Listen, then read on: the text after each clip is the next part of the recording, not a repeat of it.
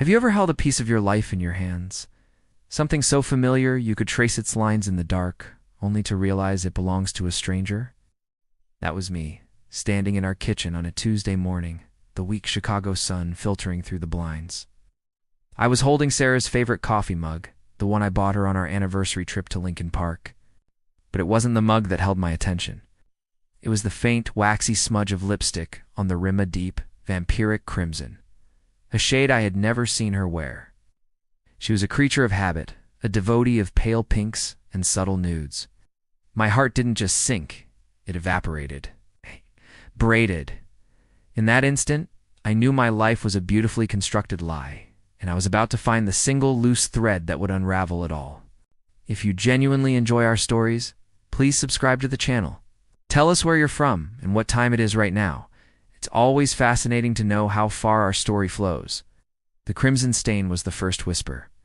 The real storm arrived in fragments. A credit card receipt from a hotel bar on Rush Street for 2 expensive cocktails, dated on a night she claimed she was working late.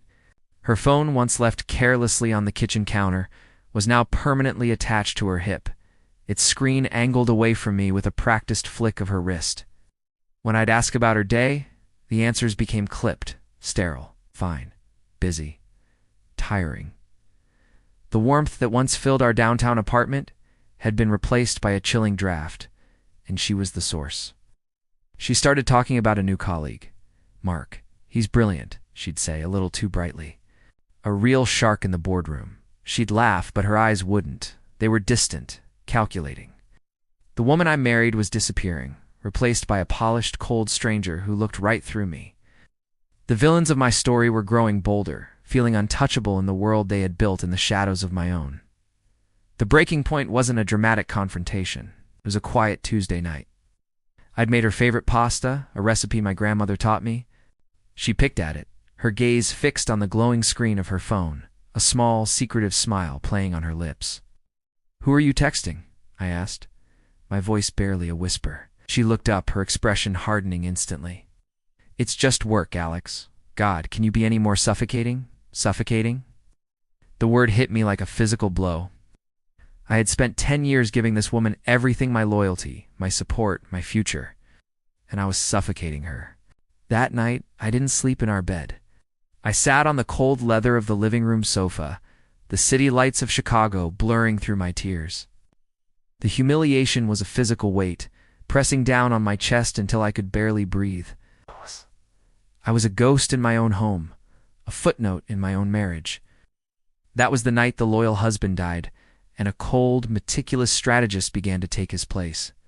My grief hardened into resolve. The tears stopped, and a chilling clarity took over. I wasn't going to break down. I was going to build a case. I hired a private investigator, a grizzled ex-cop, who operated out of a dusty office in the Loop. He was expensive, but worth every penny. While he tracked their movements, the long lunches that stretched into afternoons at a boutique hotel in the Gold Coast, the weekend business trips that were anything boutique, became an archaeologist of betrayal in my own home. I installed a keylogger on our home computer. The emails were sickeningly cliché. "Can't stop thinking about last night," Mark wrote. "You're a goddess," she replied. I found the burner phone she'd hidden in a shoebox at the back of her closet. The texts were a timeline of my destruction, filled with promises of a future that didn't include me. I documented everything: photos, screenshots, financial records. Each piece of evidence was a stone, and I was building a fortress around my heart. It's preparing for a war she didn't even know was coming. The final pieces of the trap were legal and financial. I met with the sharpest divorce attorney in Chicago, a woman whose reputation was as formidable as her hourly rate. We moved quietly, freezing our joint assets and securing my personal finances. The final, most brutal trap was social. Sarah's parents were hosting their 40th anniversary party at a lavish ballroom in the Drake Hotel. It was the perfect stage. Her entire family, her oldest friends, her professional network, everyone who saw her as the successful, happily married woman she pretended to be would be there. She was so arrogant, so confident in her deception, that she invited Mark. "He's a key business partner, Alex," she'd said, daring me to object. "It's important for my career," I just smiled, a cold, empty smile. Of course, darling. Whatever you think is best. She had no idea she was walking into her own public execution. The night of the party was cinematic. The ballroom was dripping with crystals and champagne. Sarah was radiant in a silver dress, moving through the crowd with an effortless grace. Mark, always a few steps behind, his hand occasionally finding the small of her back. They were untouchable, gods in their own little universe. I waited until her father, a proud, old-school man, stood up to give a toast.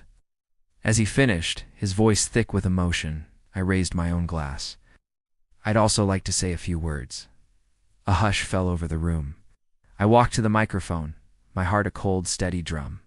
I didn't look at Sarah. I looked at her father. For 40 years, I began, you two have shown us what true love and loyalty look like. It's a lesson on the sanctity of marriage. I paused, then turned my gaze directly to my wife. A lesson, unfortunately, that not everyone learns. I projected the first image onto the large screen behind the bandstand. It was a photo from the pie, Sarah and Mark, kissing passionately outside the hotel on Rush Street. Gasps rippled through the crowd. Sarah's face went white. I clicked to the next slide, a screenshot of their emails. Then another, a hotel bill with Mark's name on it, for a suite with a king-sized bed. With each click, her carefully constructed world crumbled. Her father stared, his face a mask of disbelief and horror. Her mother began to cry. Mark tried to slip out, but I had already made sure the exits were discreetly blocked by hotel security I'd hired. He was trapped, just like her.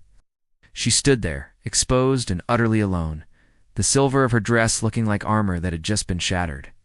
The aftermath was a silent, devastating explosion. She was disowned by her family, fired from her job for the scandal, and left with nothing but the clothes on her back and the mountain of legal bills from a divorce she could uncontest. Never saw her again after the final court date. Sometimes late at night, when the city is quiet, I walk past that hotel on Rush Street. I look up at the window of the bar where she had those cocktails with him, the first of many betrayals. I don't feel anger anymore. I don't feel sadness. I just feel the hollow echo of what used to be. The loyal man she married is gone forever. And in his place is someone who learned that the cruelest revenge isn't loud and fiery, but cold, quiet, and absolute. I still have that coffee cup, the one with the crimson stain.